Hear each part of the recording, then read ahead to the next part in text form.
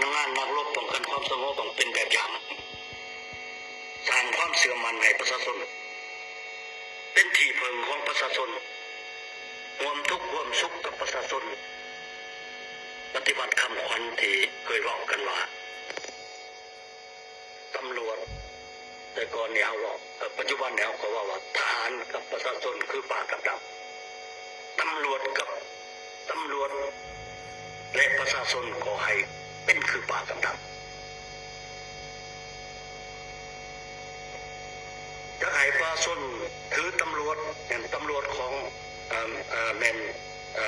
ถือตำรวจเป็นตำรวจของประชาชนที่แท้จริงต้องมีจิตใจหักใส่ประชาชนถือประชาชนเป็นกบถือประชาชนเป็นเป้าหมายแห่งการหักใส่สวยเหลือยากให้ได้แนวนั้น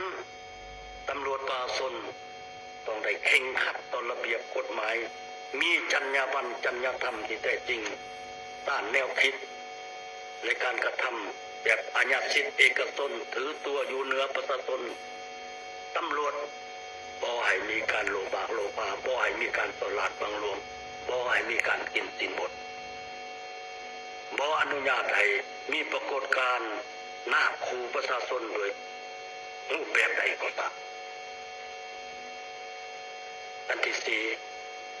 ตำรวจประชาชนต้องมีน้ำใจปกป้องทรัพย์สินส่วนรวมทรัพย์สินและผลประโยชน์ของรัฐทรัพย์สินและผลประโยชน์ของประชาชนอย่างถูกต้องและเป็นธรรมแท้ให้ประชาชนมีส่วนร่วมประชาชนร่วมมือและประชาชนกล้ารายงานบอกแต่